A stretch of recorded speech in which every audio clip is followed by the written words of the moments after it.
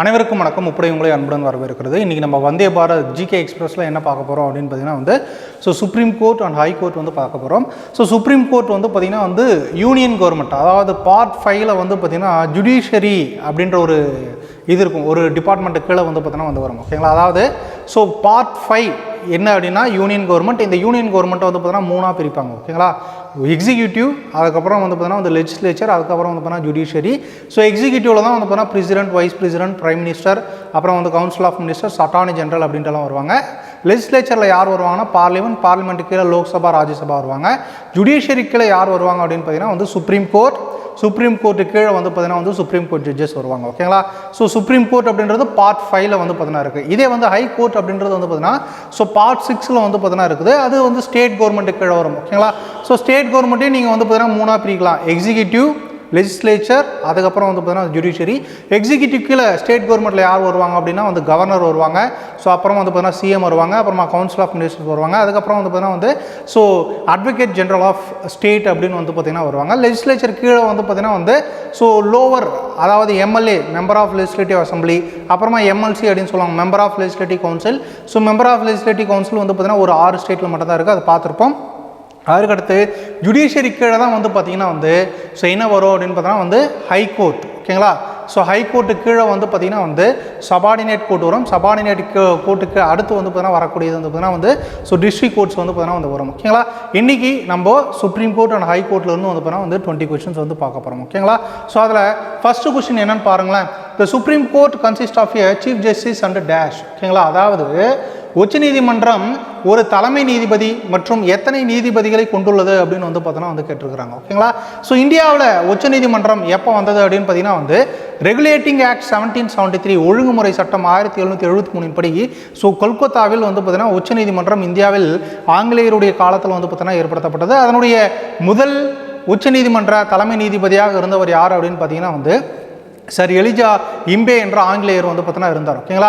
சுதந்திரத்துக்கு பின்னாடி பார்த்தீங்கன்னா முதல் உச்சநீதிமன்ற தலைமை நீதிபதியாக இருந்தவர் யார் அப்படின்னா H.J. கானி அப்படின்ட்டு பார்த்தீங்கன்னா இருந்தார். இந்த சுப்ரீம் கோர்ட் எப்போ உருவானது அப்படின்னு பார்த்தீங்கன்னா ஜனவரி 28, 1950 பார்த்தீங்கன்னா உருவாச்சு. ஓகேங்களா? அப்போ உருவாகும் போது டோட்டலாக எவ்வளோ பேர் இருந்தாங்க அப்படின்னு பார்த்தீங்கன்னா 8 பேர் இருந்தாங்க. 1950 8 பேர், ஒரு தலைமை நீதிபதி, 8 நீதிபதிகள் பார்த்தீங்கன்னா இருந்தாங்க. இப்போ எத்தனை பேர் இருக்காங்க அப்படின்னு பார்த்தீங்கன்னா ஒரு தலைமை நீதிபதி, 33 நீதிபதிகள் இருந்தாங்க. டோட்டலாக எவ்வளோ பேர் இருக்காங்க அப்படின்னு பார்த்தீங்கன்னா 34 நீதிபதிகள் இருக்காங்க. இப்போ இருக்கக்கூடியவர் எந்த தலைமை நீதிபதி அப்படின்னா 50வது தலைமை நீதிபதியாக இருக்கிறார். அவர் பேர் பார்த்தீங்கன்னா D.Y. சந்திரசூட் அப்படின்றவரும் பார்த்தீங்கன்னா இருக்காரு.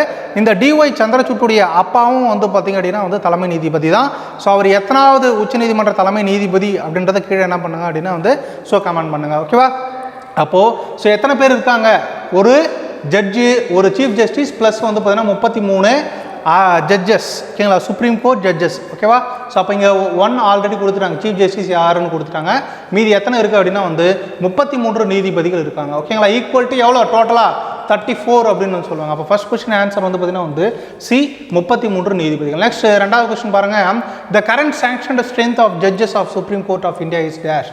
அதாவது பார்த்தீங்கன்னா இப்போது எத்தனை நீதிபதிகள், உச்சநீதிமன்ற நீதிபதிகள் இருக்காங்க அப்படின்னு கேட்குறாங்க. எவ்வளோ பேர் இருக்காங்க அப்படின்னு பார்த்தீங்கன்னா 34 பார்த்தீங்கன்னா இருக்காங்க. ஓகேங்களா? இதே ஹை கோர்ட்டுன்னு பார்த்தீங்க அப்படின்னா ஹை கோர்ட்டுக்கு அந்தந்த ஸ்டேட்டுக்கு ஏற்ற மாதிரி பார்த்தீங்கன்னா ஸ்ட்ரென்த் கூடும் குறையும். ஓகேங்களா? அது யார் டிசைட் பண்ணுவாங்க அப்படின்னு பார்த்தீங்கன்னா பார்லிமெண்ட் தான் பார்த்தீங்கன்னா டிசைட் பண்ணுவாங்க. இதுலேயும் பார்த்தீங்கன்னா எவ்வளோ ஸ்ட்ரென்த் இருக்கணும் அப்படின்றத பார்த்தீங்கன்னா யார் டிசைட் பண்ணுவாங்க அப்படின்னு பார்த்தீங்கன்னா பார்லிமெண்ட் தான் பார்த்தீங்கன்னா டிசைட் பண்ணுவாங்க. ஓகேவா? அப்போ ரெண்டாவது கொஸ்டின் ஆன்சர் பார்த்தீங்கன்னா D 34. ஓகேவா? நெக்ஸ்ட் மூணாவது பாருங்க. when was a supreme court inaugurated in India? இந்தியாவில் உச்சநீதிமன்றம் எப்போது தொடங்கப்பட்டது அப்படின்னு கேட்குறாங்க. எப்போ தொடங்கினது அப்படின்னு பார்த்தீங்கன்னா ஜனவரி 28, 1950 பார்த்தீங்கன்னா சுப்ரீம் கோர்ட் பார்த்தீங்கன்னா இதானது. ஓகேங்களா? உதயமானது. Okay. First chief justice of இந்தியாவாக இருந்தவர் யார் அப்படின்னா H.J. கானியா அப்படின்றவர் பார்த்தீங்கன்னா இருந்திருப்பார். அப்போ மூணாவது கொஸ்டின் ஆன்சர் பார்த்தீங்கன்னா B 28 ஜனவரி 1950. நெக்ஸ்ட் நாலாவது கொஸ்டின் பாருங்க. Supreme court in India was established. ஓகேங்களா, இந்தியாவில் உச்சநீதிமன்றம் எதனால் நிறுவப்பட்டது அப்படின்னு வந்து கேட்குறாங்க. ஸோ ஸ்டார்டிங்கில் சொன்னேன். ஓகேங்களா, ரெகுலேட்டிங் ஆக்ட் 1773 படி வந்து பார்த்தீங்கன்னா வந்து ஆங்கிலேயர் ஆட்சி காலத்தில் உருவாக்கப்பட்டது. ஆனால் சுதந்திரத்துக்கு பின்னாடி வந்து பார்த்தீங்கன்னா எதனால் உருவாக்கப்பட்டது அப்படின்னா வந்து இந்திய அரசியலமைப்பால் வந்து பார்த்தீங்கன்னா உருவாக்கப்பட்டது. அப்போ 4வது கேன்சர் வந்து பார்த்தீங்கன்னா வந்து பை த இந்தியன் கான்ஸ்டிடியூஷன், இந்திய அரசியலமைப்பின் மூலம் உச்சநீதிமன்றம் 1950 ஜனவரி 28 அன்று உருவாக்கப்பட்டது. இப்போ 4வது கேன்சர் வந்து என்னது? டி. நெக்ஸ்ட் 5வது கொஸ்டின் பார்ப்போம். 5வது பாருங்க, the power to increase the number of judges in the supreme court of India is vested in. இந்திய உச்சநீதிமன்றத்தில் நீதிபதிகளின் எண்ணிக்கையை அதிகரிக்கும் அதிகாரம் யாருக்கு உள்ளது அப்படின்னு வந்து கேட்டிருக்காங்க. யாருக்கு உள்ளது அப்படின்னு பார்த்தீங்கன்னா வந்து பாராளுமன்றத்திற்கு தான் வந்து பார்த்தீங்கன்னா வந்து உள்ளது. ஓகேங்களா, இது ரொம்ப ரொம்ப ரொம்ப முக்கியமான ஒரு கொஸ்டின். ஸோ இது வந்து பார்த்தீங்கன்னா வந்து ப்ரீவியஸ் இயரில் உங்களுக்கு வந்து பார்த்தீங்கன்னா ரயில்வேல கொஸ்டின் கேட்டிருக்காங்க. இதே மாதிரி ஹைகோர்ட்டுக்கும் ஒரு ஸ்டேட்டுக்கு வந்து பார்த்தீங்கன்னா எவ்வளோ ஜட்ஜஸ் இருக்கணும் அப்படின்ட்டு இன்க்ரீஸ் பண்ணுறதும் யார் அப்படின்னு பார்த்தீங்கன்னா வந்து ஸோ பார்லிமெண்ட்டை தான் வந்து பார்த்தீங்கன்னா இன்க்ரீஸ் பண்ணுவாங்க. அதே மாதிரி ஹைகோர்ட் ஜட்ஜஸையும் சரி சுப்ரீம் கோர்ட் ஜட்ஜஸையும் சரி யார் அப்பாயிண்ட் பண்ணுவாங்க அப்படின்னு பார்த்தீங்கன்னா வந்து பிரசிடென்ட் தான் வந்து பார்த்தீங்கன்னா வந்து பண்ணுவாங்க. ஓகேங்களா, இங்கே உங்களுக்கு வந்து பார்த்தீங்கன்னா ஒன்று தோணணும். ஓகேங்களா, ஹைகோர்ட் ஜட்ஜஸை கவர்னர் தானே பண்ணணும், ஏன் வந்து பார்த்தீங்கன்னா பிரசிடென்ட் பண்ணுறாரு அப்படின்னு வந்து தோணணும். ஆனால் வந்து பார்த்தீங்கன்னா வந்து இந்த ஹைகோர்ட் ஜட்ஜஸ் வந்து பார்த்தீங்கன்னா வந்து கவர்னர் நியமிச்சாங்கன்னா ஒருதலை பட்சமாக இருக்கக்கூடும் அப்படின்றதுனால வந்து பார்த்தீங்கன்னா அவங்கள யார் நியமிக்கிறாங்க அப்படின்னு பார்த்தீங்கன்னா வந்து ஸோ பிரசிடென்ட் தான் வந்து பார்த்தீங்கன்னா நியமிக்கிறார். இதே வந்து பார்த்தீங்கன்னா இந்த டிஸ்ட்ரிக்ட் கோர்ட்டு சபார்டினேட் கோர்ட்டுடைய ஜட்ஜ் எல்லாம் யார் நியமிக்கிறாங்க அப்படின்னா வந்து ஸோ கவர்னர்ஸ் வந்து பார்த்தீங்கன்னா வந்து நியமிக்கிறார். ஸோ 5வது கொஸ்டின் ஆன்சர் வந்து பார்த்தீங்கன்னா வந்து பி, பாராளுமன்றம். ஓகேவா. ஸோ நெக்ஸ்ட் 6வது கொஸ்டின் பாருங்க, as a judge of the Supreme Court may resign his office by writing a letter to dash. உச்சநீதிமன்ற நீதிபதி ஒருவர் யாருக்கு கடிதம் எழுதி தனது பதவியை ராஜினாமா செய்யலாம் அப்படின்னு வந்து கேட்டிருக்காங்க. அதாவது நாம் வந்து பார்த்தீங்கன்னா பிரசிடென்ட் வைஸ் பிரசிடென்ட்டப்போ பார்த்துருப்போம். ஓகேங்களா, பிரசிடென்ட் வேலையை விட்டு போகிறாருன்னா அந்த ராஜினாமா கடிதத்தை யார்கிட்ட கொடுப்பாரு? வைஸ் பிரசிடென்ட் கிட்ட கொடுப்பாரு. அதே வைஸ் பிரசிடென்ட் வேலையை விட்டு போகிறாருன்னா அந்த கடிதத்தை யார்கிட்ட கொடுப்பாரு? பிரசிடென்ட் கிட்ட கொடுப்பாரு. ஓகேங்களா, இங்கேயும் அதே மாதிரி தான். ஸோ பிரசிடென்ட் தான் யாரை அப்பாயின்ட் பண்ணுறாங்க? சுப்ரீம் கோர்ட் ஜட்ஜஸ் அப்பாயின்ட் பண்ணுறாரு. அவங்க கிட்ட தான் என்ன பண்ணுவாங்க அப்படின்னா வந்து தன்னுடைய ராஜினாமா கடிதத்தை வந்து பார்த்தீங்கன்னா கொடுத்துட்டு வேலையை விட்டு போவாங்க. யார் போகிறது? சுப்ரீம் கோர்ட் ஜட்ஜஸ் போவாங்க. ஓகேவா. ஸோ அதுதான் இங்கே வந்து பார்த்தீங்கன்னா வந்து கேட்டிருக்கிறாங்க. ஸோ யார்கிட்ட கொடுத்துட்டு போவாங்க? பிரசிடென்ட் கிட்ட கொடுப்பாங்க. ஜனாதிபதி குடியரசுத் தலைவரிடம் ஒப்படைப்பார்கள். அப்போ 6வது கேன்சர் வந்து என்னது? பி, ஜனாதிபதி அப்படின்னு சொல்லுவாங்க. நெக்ஸ்ட் 7வது பாருங்க, how can a judge of the supreme court be removed? உச்சநீதிமன்றத்தின் நீதிபதியை எப்படி நீக்க முடியும் அப்படின்னு வந்து கேட்டிருக்காங்க.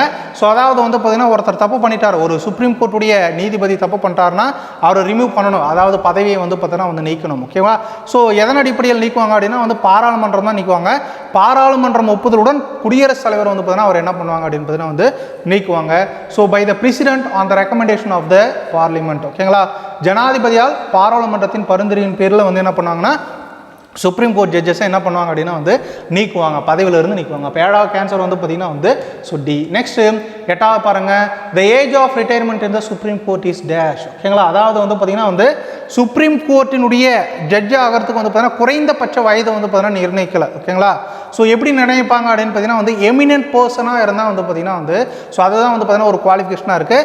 ஸோ அதே மாதிரி வந்து பார்த்தீங்க அப்படின்னா வந்து 5 இயர் ஹை கோர்ட்டில் வந்து பார்த்தீங்கன்னா ஜட்ஜாக இருக்கணும். அப்படி இல்லைனா வந்து 10 இயர் ஹை கோர்ட்டில் வந்து பார்த்தீங்கன்னா அட்வொகேட்டாக இருந்தால் அவங்கள வந்து பார்த்தீங்கன்னா சுப்ரீம் கோர்ட்டுக்கு என்ன பண்ணலாம்னா ஜட்ஜாக வந்து பார்த்தீங்கன்னா நியமிக்கலாம். ஓகேங்களா, இந்த குடியரசுத் தலைவருக்கு துணை குடியரசுத் தலைவருக்கு 35 வயது இருந்தால் தான் வந்து குடியரசுத் தலைவரும் ஆக முடியும் அப்படின்ட்டு இருக்கு இல்லையா. அந்த மாதிரி இல்லாமல் உங்களுக்கு நீங்கள் வந்து பார்த்தீங்கன்னா எமினன்ட் பர்சன், அதே மாதிரி 10 வருஷம் வந்து பார்த்தீங்கன்னா ஸோ ஹை கோர்ட்டில் அட்வொகேட்டாக இருக்கணும். 5 இயர்ஸ் வந்து பார்த்தீங்கன்னா ஹை கோர்ட்டில் ஜட்ஜாக இருந்தீங்கன்னா உங்களுக்கு என்ன பண்ணுவாங்கன்னா வந்து சுப்ரீம் கோர்ட் ஜட்ஜாக வந்து பார்த்தீங்கன்னா அப்பாயின்ட் பண்ணுவாங்க. இப்போது சுப்ரீம் கோர்ட் ஜட்ஜில் வந்து பார்த்தீங்கன்னா ரிட்டையர்மெண்ட் ஆகிறதுக்கான வயசு எவ்வளோ அப்படின்னு பார்த்தீங்கன்னா வந்து ஸோ 65 வயசு. ஓகேங்களா, இந்த 65 வயசுக்கு அப்புறமா வந்து பார்த்தீங்கன்னா வந்து முக்கிய அமைப்புகளில் வந்து பார்த்தீங்கன்னா இவங்க என்ன பண்ணலாம் அப்படின்னா பணிபுரியலாம். For example human rights commission இருக்கு இல்லையா, அதிலலாம் வந்து பார்த்தீங்கன்னா இவங்கள தான் போட்டு வச்சிருப்பாங்க. யாரை? ரிட்டையர்டான சுப்ரீம் கோர்ட் ஜட்ஜஸ் தான் வந்து பார்த்தீங்கன்னா போட்டு வச்சுப்பாங்க. ஓகேவா. ஸோ அப்போ 8வது கேன்சர் வந்து பார்த்தீங்கன்னா வந்து D, 65 years. Okay. So next 9வது பாருங்க, the salaries of the judges of the supreme court are determined by. உச்சநீதிமன்ற நீதிபதிகளின் சம்பளம் யாரால் நிர்ணயிக்கப்படுகிறது அப்படின்னு கேட்டிருக்காங்க. ஸோ யாரால் நிர்ணயிக்கப்படுகிறது அப்படின்னு பார்த்தீங்கன்னா வந்து ஸோ பார்லிமெண்ட் தான் வந்து பார்த்தீங்கன்னா வந்து நிர்ணயிக்கிறாங்க இவங்களுக்கு எவ்வளோ சேலரி கொடுக்கணும் அப்படின்னு சொல்லிட்டு. ஓகேங்களா, இப்போ பிஎம்சிஎம்க்கெல்லாம் வந்து பார்த்தீங்கன்னா வந்து எதுலேருந்து ஃபண்ட் வரும் அப்படின்னு பார்த்தீங்கன்னா வந்து இந்த கன்சாலிடேட்டட் ஃபண்ட் ஆஃப் இந்தியான்னு ஒன்று இருக்குது. ஓகேங்களா, president, vice president, PM, council of ministers இவங்களுக்கு சென்ட்ரல் கவர்மெண்ட் எம்ப்ளாயிஸ்க்கெல்லாம் வந்து பார்த்தீங்கன்னா வந்து கன்சாலிடேட்டட் ஃபண்ட் ஆஃப் இந்தியாவிலிருந்து வந்து பார்த்தீங்கன்னா வரும். இதே வந்து பார்த்தீங்கன்னா ஸ்டேட்டில் இருக்காங்கன்னா அந்தந்த ஸ்டேட்டில் இருக்கக்கூடிய கன்சாலிடேட்டட் ஃபண்ட் ஆஃப் ஸ்டேட் அப்படின்ட்டு ஒன்று இருக்குது ஓகேங்களா. தொகுப்பு நிதி, மாநிலத்தின் தொகுப்பு நிதி, இந்தியாவினுடைய தொகுப்பு நிதி, இதிலிருந்து வந்து பார்த்தீங்கன்னா அவங்களுக்கு வந்து பார்த்தீங்கன்னா காசு போகும். இதே வந்து பார்த்தீங்கன்னா சுப்ரீம் கோர்ட் ஜட்ஜஸ்க்கு வந்து பார்த்தீங்கன்னா எதிலிருந்து யார் தான் டிசைட் பண்ணுவாங்க அப்படின்னு பார்த்தீங்கன்னா வந்து பார்லிமெண்ட் தான். அந்த சம்பளமாக இந்த தொகுப்பு நிதியிலிருந்து தான் வந்து பார்த்தீங்கன்னா வந்து போகும். ஓகேவா. அப்போ 9வது கேன்சர் வந்து பார்த்தீங்கன்னா வந்து சி, பாராளுமன்றம் அப்படின்னு சொல்லுவாங்க. நெக்ஸ்ட்டு 10வது கொஸ்டின் பாருங்க. Acting chief justice of the supreme court of India is appointed by dash.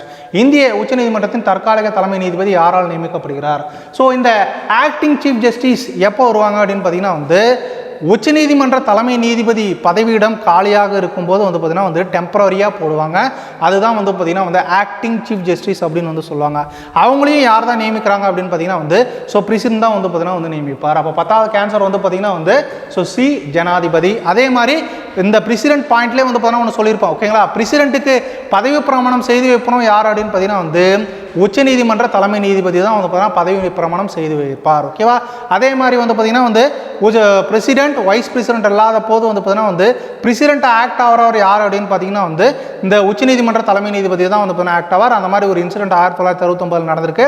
So யார் அப்போ வந்து பார்த்தீங்கன்னா வந்து எந்த உச்சநீதிமன்ற தலைமை நீதிபதி ஸோ பிரசிடென்ட் ஆக்ட் பண்ணியிருக்காரு அப்படின்றத வந்து பார்த்தீங்கன்னா ஸோ லாஸ்ட் வீடியோ 2 வீடியோ முன்னாடி சொல்லியிருப்பேன். அதை வந்து பார்த்தீங்கன்னா கீழே கமெண்ட் பண்ணுங்கள். யார் வந்து ஸோ 1969 வந்து பார்த்தீங்கன்னா பிரசிடென்ட் ஆக்ட் பண்ண உச்சநீதிமன்ற தலைமை நீதிபதி அப்படின்னு சொல்லிட்டு ஓகேவா. ஸோ அப்போ 10வது கேன்சர் வந்து பார்த்தீங்கன்னா வந்து சி, ஜனாதிபதி. நெக்ஸ்ட்டு 11வது பாருங்க.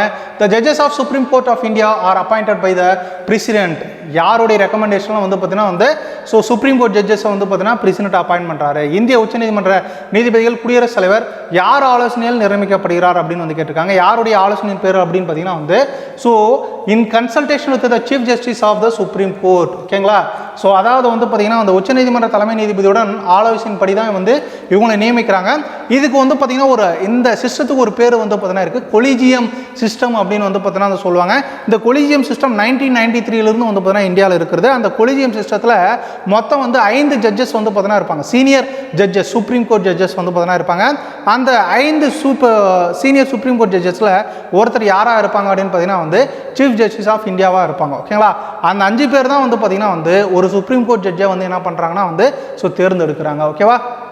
இந்த consultation with the chief justice of the supreme court. அப்போ 11வது கேன்சர் வந்து பார்த்தீங்கன்னா வந்து டி. ஸோ என்னது சுப்ரீம் கோர்ட் ஜட்ஜை யார் கன்சல்டேஷன் உதவியுடன் பண்ணுறாங்க? சிஜேயு உதவியுடன். நெக்ஸ்ட் வந்து பார்த்தீங்கன்னா வந்து in which year was a collegium system for the appointment of judges adopted by the supreme court of India ஓகேங்களா. நீதிபதிகள் நியமனத்திற்கான கொலிஜியம் அமைப்பு எந்த ஆண்டு இந்திய உச்ச நீதிமன்றத்தால் ஏற்றுக்கொள்ளப்பட்டது? ரொம்ப ரொம்ப ரொம்ப ரொம்ப ரொம்ப முக்கியமான ஒரு அமைப்பு ஓகேங்களா. 1993 வந்து பார்த்தீங்கன்னா வந்து இது நடைமுறையில் இருக்குது. டோட்டலாக வந்து பார்த்தீங்கன்னா வந்து 5 சீனியர் மோஸ்ட் ஜட்ஜஸ் இருப்பாங்க. சீனியர் மோஸ்ட் ஜட்ஜஸ் எதில் இருப்பாங்க? இந்த கொலிஜியம் சிஸ்டத்தில் வந்து பார்த்தீங்கன்னா இருப்பாங்க. இந்த 5 பேரில் வந்து பார்த்தீங்கன்னா வந்து 3 பேர் ஒரு ஜட்ஜி, இவர் தான் வந்து பார்த்தீங்கன்னா அடுத்து சுப்ரீம் கோர்ட் ஜட்ஜுன்னு சொல்லிட்டாங்க அப்படின்னா வந்து அவர் வந்து பார்த்தீங்கன்னா அடுத்து சுப்ரீம் கோர்ட் ஜட்ஜாக வந்து பார்த்தீங்கன்னா வந்து மாறிடுவார் ஓகேங்களா. இது வந்து பார்த்தீங்கன்னா ஒரு பவர்ஃபுல் சிஸ்டம் அப்படின்னு சொல்லுவாங்க கொலிஜியம் சிஸ்டம் ஓகேங்களா. ரீசெண்டாக ஒரு 6 மாதம் முன்னாடி ஸோ இந்த இவரை தான் வந்து பார்த்தீங்கன்னா என்ன பண்ணோம் ஜட்ஜாக போடணும் அப்படின்ட்டு வந்து பார்த்தீங்கன்னா ரெக்கமெண்டேஷன் கொடுத்துருப்பாங்க சென்ட்ரல் கவர்மெண்ட்டுக்கு. ஆனால் சென்ட்ரல் கவர்மெண்ட் வந்து பார்த்தீங்கன்னா அதை அக்செப்ட் பண்ணியிருக்க மாட்டாங்க ஓகேங்களா. சின்ன கிளாஷ் வந்து பார்த்தீங்கன்னா இருந்தது யாருக்கு? இந்த கொலிஜியம் சிஸ்டத்துக்கும் அதே மாதிரி சென்ட்ரல் கவர்மெண்ட்டுக்கும். ஏன்னா சென்ட்ரல் கவர்மெண்ட் மேக்ஸிமம் வந்து என்ன பண்ணுவாங்க அப்படின்னா வந்து அவங்களுக்கு ஃபேவராக யார் இருக்காங்களோ அவங்கள தான் வந்து பார்த்தீங்கன்னா சுப்ரீம் கோர்ட் ஜட்ஜாக மாற்றுவாங்க. ஆனால் இந்த கொலிஜியம் சிஸ்டம் வந்து பார்த்தீங்கன்னா வந்து ஸோ ஆனஸ்ட்டாக யார் இருக்காங்களோ அவங்கள தான் வந்து பார்த்தீங்கன்னா பண்ணுவாங்க. ஸோ அதை வந்து பார்த்தீங்கன்னா பாலிடிக்ஸ் அதுக்கு உள்ளே போக தேவையில்லை. ஆனால் இந்த 5 பேரில் 3 பேர் வந்து பார்த்தீங்கன்னா ஒருத்தர் ஓகே சொல்கிறாங்கன்னா அவங்கள தான் என்ன பண்ணுவாங்க அப்படின்னா சுப்ரீம் கோர்ட் ஜட்ஜாக வந்து பார்த்தீங்கன்னா போடுவாங்க. சுப்ரீம் கோர்ட் ஜட்ஜ் ஆகிறதுக்கான குறைந்தபட்ச தகுதி என்ன அப்படின்னு பார்த்தீங்கன்னா வந்து எமினன்ட் பர்சன் ஓகேங்களா. அதாவது வந்து பார்த்தீங்கன்னா சட்டத்தில் வந்து பார்த்தீங்கன்னா மிக சிறந்த நபராக இருக்கணும். அதே மாதிரி 5 வருடங்கள் வந்து பார்த்தீங்கன்னா வந்து உயர்நீதிமன்ற நீதிபதியாக ஒர்க் பண்ணியிருக்கணும். அப்படி இல்லைனா வந்து 10 வருடங்கள் வந்து பார்த்தீங்கன்னா ஸோ உயர் நீதிமன்றத்தில் வந்து பார்த்தீங்கன்னா அந்த வழக்கறிஞராக வந்து பார்த்தீங்கன்னா பணிபுரிந்திருக்க வேண்டும். ஸோ அப்போ 12வது கேன்சர் வந்து பார்த்தீங்கன்னா வந்து ஏ 1993. நெக்ஸ்ட்டு 13வது பாருங்க. Who is the custodian of Indian constitution? இந்திய அரசியலமைப்பின் பாதுகாவலன் யார் அப்படின்னு வந்து கேட்டிருக்காங்க. யார் பாதுகாவலன் அப்படின்னா வந்து சுப்ரீம் கோர்ட். இது வந்து பார்த்தீங்கன்னா வந்து ரிப்பீட்டடாக உங்களுக்கு ரயில்வேல கேட்குற கொஸ்டின் ஓகேங்களா. ஏன் அப்படின்னா அரசியலமைப்பு பாதுகாக்கிறது யார் அப்படின்னு பார்த்தீங்கன்னா வந்து உச்ச நீதிமன்றம் தான் பாதுகாக்கிறாங்க. ஸோ அப்போ 13வது கேன்சர் வந்து பார்த்தீங்கன்னா டி சுப்ரீம் கோர்ட் அப்படின்னு சொல்லுவாங்க. நெக்ஸ்ட் 14வது பாருங்க. To become a judge of supreme court a person must be an advocate in high court for at least how many years? உச்சநீதிமன்றத்தின் நீதிபதியாக ஒரு உயர்நீதிமன்றத்தில் குறைந்தபட்சம் எத்தனை வருடம் வழக்கறிஞராக இருக்க வேண்டும் என்று கேட்குறாங்க. எத்தனை ஆண்டுகள் அப்படின்னு பார்த்தீங்கன்னா வந்து ஸோ 10 ஆண்டுகள் இருக்காங்க. இதே வந்து பார்த்தீங்கன்னா வந்து ஸோ ஹைகோர்ட்டில் எத்தனை வருஷம் ஜட்ஜாக ஒர்க் பண்ணியிருந்தோன்னு கேட்டாங்க அப்படின்னு பார்த்தீங்கன்னா வந்து 5 இயர்ஸ் வந்து பார்த்தீங்கன்னா அவர் இருந்திருக்கணும். ஓகேவா? இப்போ 14வது கேன்சர் வந்து பார்த்தீங்கன்னா வந்து பி 10 அப்படின்னு வந்து சொல்லுவாங்க. நெக்ஸ்ட்டு 15வது பாருங்கள். So in age of retirement of high court judges, ஓகேங்களா, ஹைகோர்ட் ஜட்ஜா ஸோ ரிட்டையர்மெண்ட் ஆகிறதுக்கு வந்து பார்த்தீங்கன்னா எவ்வளோ வயசு அப்படின்னு பார்த்தீங்க அப்படின்னா வந்து 62. அங்கே வந்து பார்த்தீங்கன்னா எவ்வளோ வயசு அப்படின்னு பார்த்தீங்கன்னா வந்து 65. சுப்ரீம் கோர்ட் அப்படின்னா வந்து 65 வயசு, ஹைகோர்ட் அப்படின்னு பார்த்தீங்கன்னா வந்து 62 வயசில் வந்து என்ன ஆகிடுவாங்க அப்படின்னு பார்த்தீங்கன்னா வந்து ரிட்டையர் ஆகிடுவாங்க. இவங்க ரிட்டையர் ஆன பின்னாடி வந்து பார்த்தீங்கன்னா வந்து ஸ்டேட் ஹியூமன் ரைட்ஸ் கமிஷன் மற்ற அமைப்புகளில் வந்து பார்த்தீங்கன்னா இவங்க வந்து ஒர்க் பண்ணலாம். ஓகேங்களா? இப்போ கூட வந்து பார்த்தீங்க அப்படின்னா தூத்துக்குடி துப்பாக்கி சூடுக்கு வந்து பார்த்தீங்கன்னா ஒரு ஆணையத்தை வந்து பார்த்தீங்கன்னா நிர்ணயிச்சிருந்தாங்க. அந்த ஆணையத்தினுடைய தலைவராக இருந்தவர் வந்து பார்த்தீங்கன்னா ஹைகோர்ட்லேருந்து ரிட்டையர் ஆனவர் தான். ஓகேவா? இந்த மாதிரி ஆணையங்களில் அவங்க வந்து என்னவா இருந்திருப்பாங்க அப்படின்னு பார்த்தீங்கன்னா வந்து தலைவராக இருப்பாங்க. அப்போ 15வது கேன்சர் வந்து பார்த்தீங்கன்னா வந்து சி 62. நெக்ஸ்ட் 16வது பாருங்க. The number of high court judges, the number of high court judicate in India, இந்தியாவில் உள்ள உயர்நீதிமன்றத்தின் எண்ணிக்கை என்ன அப்படின்னு வந்து கேட்குறாங்க. எவ்வளோ இருக்குது அப்படின்னு பார்த்தீங்கன்னா வந்து 28 மாநிலங்கள் 8 யூனியன் பிரதேசங்களுக்கு சேர்த்து வந்து பார்த்தீங்கன்னா வந்து 25 உயர்நீதிமன்றங்கள் வந்து பார்த்தீங்கன்னா இந்தியாவில் வந்து பார்த்தீங்கன்னா இருக்கிறது. ஸோ அதே மாதிரி வந்து பார்த்தீங்கன்னா வந்து 7வது சட்ட திருத்தம் 1956 படி ஒரே உயர்நீதிமன்றம் ஒன்று அல்லது அதற்கு மேற்பட்ட மாநிலங்கள் மற்றும் யூனியன் பிரதேசங்களுக்கு உயர்நீதிமன்றமாக இருக்கலாம் அப்படின்னு சொல்லிட்டு ஒரு ப்ரொவிஷன் வந்து பார்த்தீங்கன்னா வந்து கொடுக்குறது. ஓகேவா? இதே ப்ரொவிஷன் தான் வந்து பார்த்தீங்கன்னா வந்து ஒன்று அல்லது அதற்கு மேற்பட்ட மாநிலங்களுக்கு வந்து பார்த்தீங்கன்னா ஒருத்தரே வந்து பார்த்தீங்கன்னா ஆளுநராக இருக்கலாம் அப்படின்ட்டு வந்து சொல்லியிருப்பாங்க. ஓகேங்களா? ரெண்டுமே எத்தனாவது சட்ட திருத்தம் அப்படின்னு பார்த்தீங்கன்னா வந்து 7வது சட்ட திருத்தம் 1956 ரொம்ப ரொம்ப ரொம்ப முக்கியமானது. ஓகேவா? கவர்னருக்கும் அந்த சட்ட திருத்தம் தான் சொல்லியிருக்கோம், அதே மாதிரி ஹைகோர்ட்டுக்கும் அந்த சட்ட திருத்தம் தான் வந்து பார்த்தீங்கன்னா வந்து சொல்லியிருக்கோம். ஓகேவா? இப்போ எத்தனை இருக்குது அப்படின்னு பார்த்தீங்கன்னா வந்து ஜுடிகேச்சர் எவ்வளோ இருக்குது அப்படின்னு பார்த்தீங்கன்னா வந்து 25 வந்து பார்த்தீங்கன்னா இருக்குது, 25 இருக்குது. ஓகேங்களா? நம்பர் ஆஃப் ஹை கோர்ட்ஸ்னு கேட்டுனாவே நமக்கு ஆன்சர் தெரியும். ஆனால் வந்து பார்த்தீங்கன்னா சிம்பிளாக வந்து பார்த்தீங்கன்னா ஜுடிகேச்சர் அப்படின்ற ஒரு வார்த்தையை வந்து பார்த்தீங்கன்னா ஆட் பண்ணுறாங்க. நிறைய பேருக்கு தமிழ் மீடியத்துக்கு தெரியாது இந்த வார்த்தைகள்லாம். ஓகேங்களா? ஸோ ஆனால் தமிழில் வந்து பார்த்தீங்கன்னா வந்து இந்தியாவில் உள்ள உயர்நீதிமன்றத்தின் எண்ணிக்கை எத்தனை அப்படின்னு கேட்டிருக்காங்க. எவ்வளோ இருக்குது அப்படின்னா 25. இது வந்து பார்த்தீங்கன்னா ப்ரீவியஸ் இயரில் உங்களுக்கு கொஸ்டின் கேட்டிருக்காங்க. 16வது கேன்சர் வந்து பார்த்தீங்கன்னா வந்து ஏ 25. நெக்ஸ்ட் 17வது பாருங்க. which one of the following Indian states does not have its own high court? பின்வரும் இந்திய மாநிலங்களில் எந்த ஒரு மாநிலத்திற்கு சொந்தமாக உயர்நீதிமன்றம் இல்லை அப்படின்னு வந்து கேட்டிருக்காங்க. எதுக்கெல்லாம் இருக்குன்னா ஹிமாச்சல் பிரதேஷ்க்கு இருக்குது, ஒரிசாவுக்கு வந்து பார்த்தீங்கன்னா இருக்குது, சிக்கிம்க்கு இருக்குது, மிசோரம்க்கு வந்து பார்த்தீங்கன்னா வந்து கிடையாது. மிசோரம்க்கு ஹைகோர்ட் எங்கே இருக்குது அப்படின்னு பார்த்தீங்கன்னா வந்து அசாமில் வந்து பார்த்தீங்கன்னா இருக்குது. எங்கே இருக்குது? அசாம். ஓகேங்களா? இந்த வடகிழக்கு மாநிலங்களுக்கு மேக்ஸிமம் எங்கே தான் வந்து பார்த்தீங்கன்னா ஹைகோர்ட் வந்து பார்த்தீங்கன்னா இருக்குது அப்படின்னா வந்து அசாமில் கவுஹாத்தியில் வந்து பார்த்தீங்கன்னா இருக்குது. ஓகேவா? ஸோ அப்போ 17வது கேன்சர் வந்து பார்த்தீங்கன்னா வந்து டி மிசோரம் அப்படின்னு வந்து சொல்லுவாங்க. நெக்ஸ்ட் 18வது கொஸ்டின் பாருங்க. which of the following high courts has the largest number of benches? பின்வரும் உயர்நீதிமன்றங்களில் எது அதிக எண்ணிக்கையிலான பெஞ்சுகளை கொண்டுள்ளது? பெஞ்ச் என்ன அப்படின்னா கிளை நீதிமன்றம் அப்படின்னு சொல்லுவாங்க. இப்போ ஃபார் எக்ஸாம்பிள் தமிழ்நாட்டுக்கு வந்து பார்த்தீங்கன்னா கிளை நீதிமன்றம் எங்கே இருக்குது அப்படின்னு பார்த்தீங்கன்னா வந்து மதுரையில் இருக்குது. ஓகேங்களா? மதுரை பெஞ்ச் அப்படின்னு வந்து சொல்லுவாங்க. இந்த மாதிரி அதிகமான பெஞ்ச் வந்து எந்த ஹைகோர்ட்டுக்கு இருக்குது அப்படின்னு பார்த்தீங்கன்னா வந்து பாம்பே ஹைகோர்ட் தான் வந்து பார்த்தீங்கன்னா வந்து வச்சிருக்காங்க. இப்போ 18வது கேன்சர் வந்து பார்த்தீங்கன்னா வந்து சி பாம்பே ஹைகோர்ட். நெக்ஸ்ட் 19வது கொஸ்டின் பாருங்க. A high court judge addresses his letter of resignation to dash. உயர் நீதிமன்ற நீதிபதி தனது ராஜினாமா கடிதத்தை யாருக்கு வந்து பார்த்தீங்கன்னா வந்து அனுப்புகிறார் அப்படின்னா வந்து அவர் யார் அப்பாயின்ட் பண்ணுறாரு? பிரசிடென்ட் தான் வந்து பார்த்தீங்கன்னா அப்பாயின்ட் பண்ணுறாரு சொல்லியா, அவர்கிட்ட தான் வந்து பார்த்தீங்கன்னா தன்னுடைய ராஜினாமா கடிதத்தை கொடுத்துட்டு போவார். அப்போ 19வது கேன்சர் வந்து பார்த்தீங்கன்னா வந்து ஏ ஸோ பிரசிடென்ட் அப்படின்னு சொல்லுவாங்க. ஓகேவா? ஸோ நெக்ஸ்ட் வந்து பார்த்தீங்கன்னா வந்து லாஸ்ட் கொஸ்டின் பார்க்க போகிறோம். ஸோ லாஸ்ட் வந்து பார்த்தீங்கன்னா அந்த mobile court in India is a brain child of dash. இந்தியாவில் நடமாடும் நீதிமன்றம் யாருடைய ஆலோசனை அப்படின்னு வந்து கேட்குறாங்க. ஸோ யாருடைய ஆலோசனை? இதெல்லாம் வந்து பார்த்தீங்கன்னா இந்த மொபைல் கோர்ட்னா இந்த பஸ்லேயே வந்து பார்த்தீங்கன்னா கோர்ட் இருக்கு இல்லையா, இதுதான் வந்து பார்த்தீங்கன்னா மொபைல் கோர்ட். இது யார் வந்து ஆலோசனை பண்ணாங்க அப்படின்னு பார்த்தீங்கன்னா வந்து டாக்டர் ஏபிஜே அப்துல் கலாம் தான் வந்து பார்த்தீங்கன்னா இந்த யோசனையை வந்து பார்த்தீங்கன்னா கொடுத்தாரு. ஓகேங்களா? ஸோ இது வந்து பார்த்தீங்கன்னா வந்து ப்ரீவியஸ் இயரில் கேட்ட கொஸ்டின். ஓகே? ஸோ இதுதான் வந்து பார்த்தீங்கன்னா வந்து சுப்ரீம் கோர்ட் அண்ட் ஹைகோர்ட்டில் நம்ம பார்த்தது. ஸோ மேக்ஸிமம் வந்து பார்த்தீங்கன்னா வந்து இன்னும் ஒரு 3 to 4 கிளாஸஸில் வந்து பார்த்தீங்கன்னா வந்து உங்களுக்கு பாலிட்டி வந்து பார்த்தீங்கன்னா முடிஞ்சிடும். ஓகேங்களா? தொடர்ந்து படிங்க. ஸோ கூடிய சீக்கிரத்தில் நம்ம 2வது சப்ஜெக்ட்டும் வந்து பார்த்தீங்கன்னா முடிக்க போகிறோம். ஸோ நமக்கு தேவை வந்து பார்த்தீங்கன்னா 50 out of 50 வந்து பார்த்தீங்கன்னா ஜிகேல நம்ம டார்கெட் பண்ணணும். அதுக்காக தான் இந்த சீரீஸ் வந்து பார்த்தீங்கன்னா கொண்டு போயிட்டுருக்கோம். ஸோ தொடர்ந்து படித்து பயன்பெறுங்க. மீண்டும் மற்றொரு காணொலியில் சந்திப்போம். நன்றி, வணக்கம்.